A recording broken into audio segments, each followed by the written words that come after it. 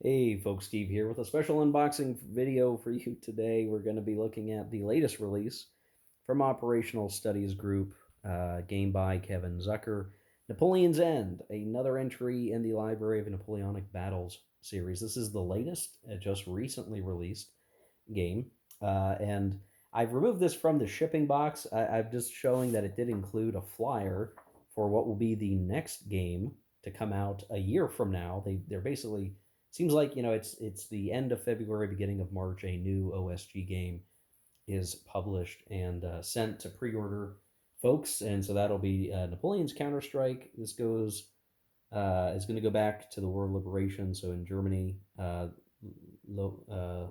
Lovenberg, Dresden, and Wartenberg in 1813. So we'll see what that'll look like. But Dresden's going to be a very big battle. So that'll be interesting to see a year from now. So expect sometime a year from now another unboxing video for Napoleon's End. But here we are now. It's funny. It's not quite shrink wrap. It's like saran wrapped here because of the small production shop that is OSG. But I appreciate that they are still at least putting some wrap around the game so that in transit, inclement weather or whatever, the game has some level of protection so that it doesn't become damaged by moisture. So that is good. So I'm going to work on getting the saran wrap removed. Oh, it's very loud. It's so loud. Oh my goodness. Anyway.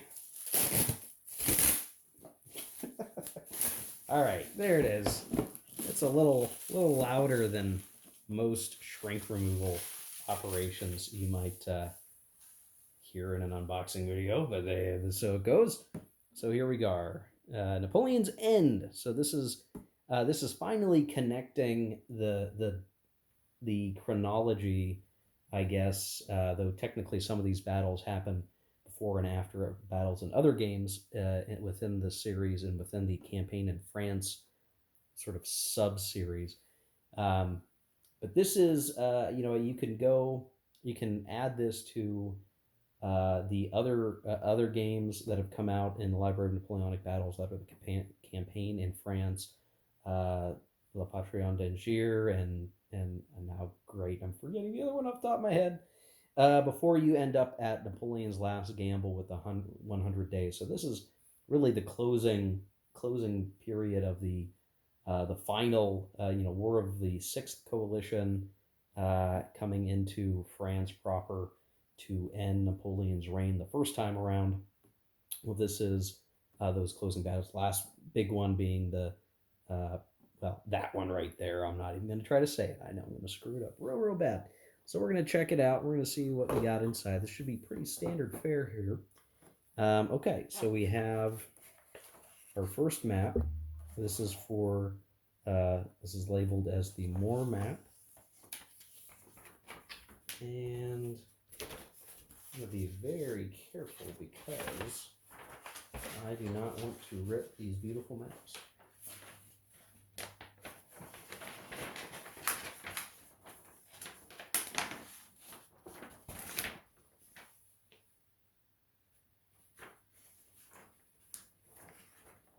So this is a full-sized map. Now, if you're familiar with Library of Napoleonic Battles, this artwork should all be pretty familiar looking in terms of the quality. I do always enjoy these maps. I think they look really great. Um, Maybe the one con or one challenge tends to be the interpretation of slopes. It can sometimes be hard to figure out like what the elevation situation really is. But generally, these maps are always quite beautiful to look at, and this too looks quite nice. So the different locations, notating chateaus, defensive structures, and so on. The rivers, various terrain bits. Again, if you're not familiar with this series, this is a pretty standard map for the series in terms of like the quality, the way it looks. This is paper map, so if you're going to be looking to play this game and you want to be keeping these things nice and safe for the long haul, you're probably going to want to put plexi or some other thing there. Now these are single-sided maps, so they make sure to include, we can see here, if that was the Moore map, there's the Mont map, so for Montereau, and a distinct map for that. Again, same quality, really great looking stuff. You have a lot of little labels for different points of interest. It really helps you kind of get acclimated to the surroundings. If you're not a geographer, there's like that's a really interesting terrain effect here, where there's this ridge, and then there's a hilltop on the ridge, which is interesting to look at there. I guess I'm holding it incorrectly for that sake, but it's kind of interesting. I'm gonna have to look at that. What is that representing? A very particular geographic situation, but you can see that is the third map, and then the fourth map for the very final one here.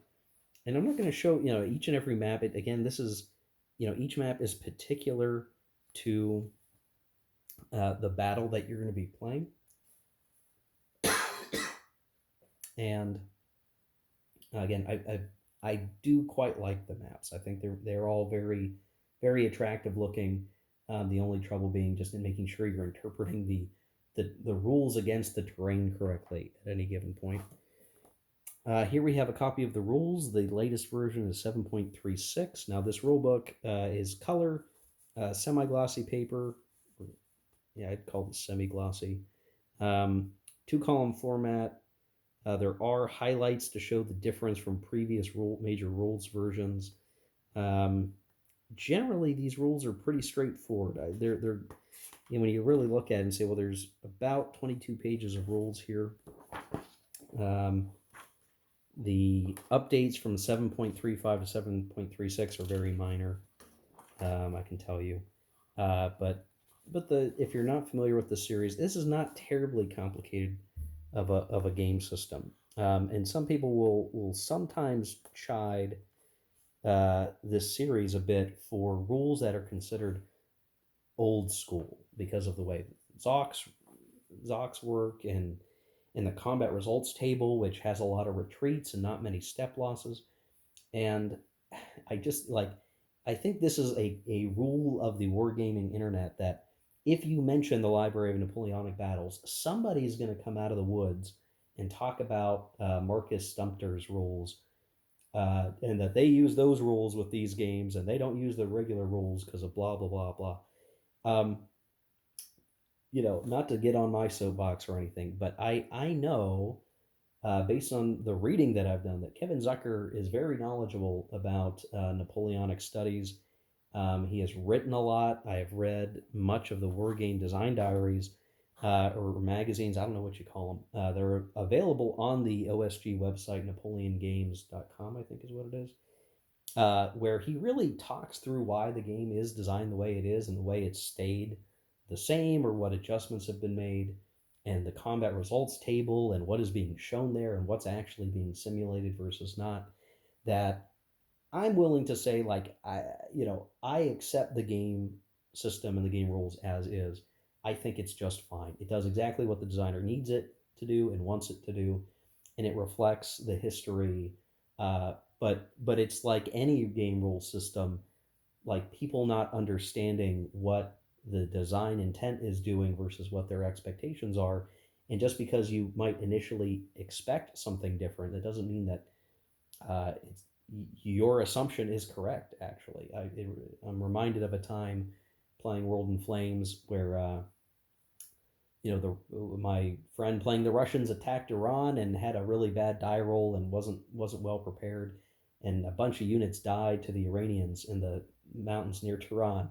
And he said, "I don't understand. How could 60,000 men just die like that?" I said, "Well, the counter being removed from the map does not mean 60,000 people died. It just means the mass of men and material that comprise that Russian army, it has been rendered inoperable for a period of time, and that's why the counter's not there anymore. So anyway, that's just a quick aside, guys.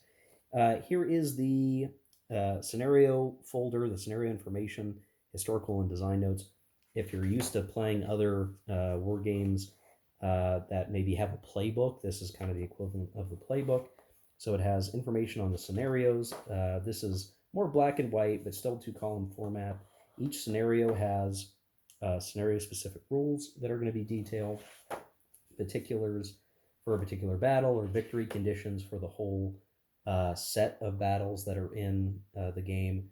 And then you can start to see the information. The setups are not in here. It's purely around the sort of administrative aspects of the battles. The setup is contained on cards that come in the game. And then they have it here, the setup for a grand campaign from January 22nd to March 25th. And it calls out, yeah, here it is. All right. That you can combine the different battles across the different games. And you can see Napoleon's End. There are some battles in this game that are in between Napoleon d'Agir and Napoleon Retreats. But you can, if you own all three games, now play a connected campaign across and how to play that. And then there's always a whole bunch of historical notes, like any good war game. And I think there's a lot of goodness to be consumed here, I bet, if you really want to dig deeper into the historical details of all of this. Again, this is pretty standard for what you would get from a game in this series. And with some additional design notes here. And I'd call out, if you go to the publisher's website, there is a very, oh, that's a nice little historical detail there. There's a lot of these sort of digital magazines that you can download and read, and you do get a chance to get into the design intent of this series to understand, like, why does it work that way? Well, Kevin Zucker does explain it. So while you might think, why isn't the CRT, the combat results table, more bloody? Well, there's an explanation for that. So here's the first counter sheet.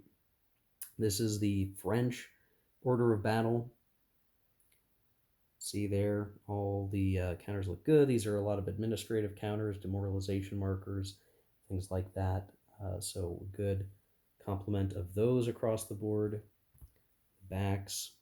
See, in some cases, not all units, these are leaders, so they're not going to have a reverse side, but many units have a reverse side, a weakened side that can sometimes occur. Some units have a single step from that perspective. So those all look good. They all look typical. What you'll tend to have is a combat strength, a movement factor, and that middle value is an initiative rating, which comes into play when it's like local leadership for that battalion or brigade or what have you, and also affects the elan when it comes to shock combat. Unexpected combat is how that's sort of articulated. And then it looks like we've got our, oops, grabbing too many things. Counter sheet 2. This is Russians and some Austrians and Württembergers. A couple of Prussians, not many, but a few. And then some additional administrative counters along the way. So all kind of standard par for course. They all look good. Backs look good. This is it's brown core, but it's not quite the thickness as some other counter sheets. So the counter quality is quite good. It's just not quite as thick as some other types, but I do find the counter quality to be just fine, and I will probably aim to round the corners of all these counters. I want to go to play the game. Now, we also have here turn record track. There's going to be one for each battle or pair of battles. They're single-sided, so you keep track of the turns. Turns are hourly, and they'll tend to call out reinforcements, standard reinforcements, and certain stoppage points. So like end of the day of battle scenario is what that calls out. So we'll have a couple of these for the battles, depending on the campaign. versus, you know, how we're choosing to play the game. And then we have the initial setup. So this is the French initial setup. What you'll find is there's a column for each battle. So each unit that's in the game on the counter sheet is designated and then telling you where and what hex based on what battle you're playing. So some units aren't in every battle, but if they're in multiple, it's telling you where they're going to set up, and other information they're in.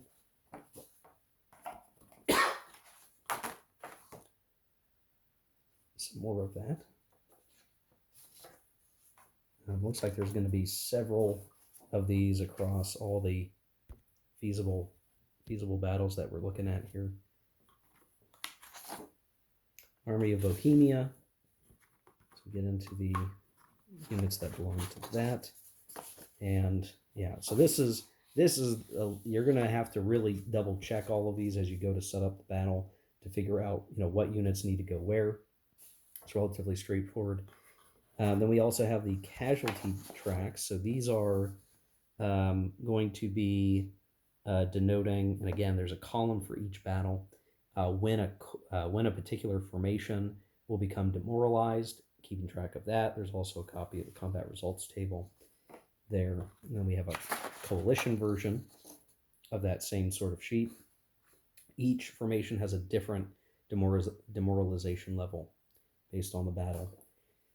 We have a copy of the combat tables and charts. So have your bombardment, combat results, charge, shock, and some additional notation on the back of that. We have the holding boxes. This is when we have units eliminated, so you would put them here on these boxes to denote their current status and level of recovery. There's a weather aid, so again, depending on what battle you're playing or what you're doing, you may have different weather effects at different times, and this is articulating all of that for you. And then finally, maybe not finally, but this is for the Fog of War cards. The cards, this game does not come with a card set, so you will either have needed to have purchased a game in the series where the deck is included. I think Napoleon's Wheel is one of those. Napoleon's Last Gamble has those. You can also buy the cards separately if you don't. And this is articulating some notation for the cards that may be different than normal. So for the French deck, there's similarly one for the coalition, so how things are different or how cards may be played a little bit differently than they would by default. Kind of articulate all of that here. And then there's a guide on how to add the cards, the way that the cards work. So this is nice. They've got it in particular here for Napoleon's End.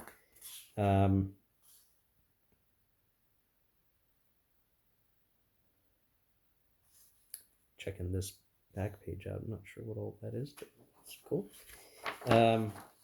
Yeah, so talking about the cards, I have not really played with the cards yet. I've played without the cards, but that's just something I need to venture at.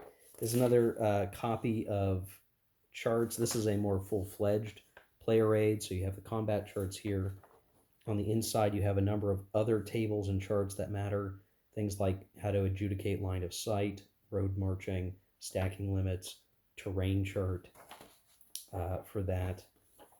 And then we have a sheet for order slips if you're going to be writing march orders. It says to photocopy that. And you also have a sequence of play here to follow if you're in need of that. There is what looks like an errata sheet or an update sheet. So these are going to be things that didn't make it to into the full production before they printed it. So there's a couple of things related to, looks like the French Guard rules. This update is as of the 27th of February, which is just a few days ago. And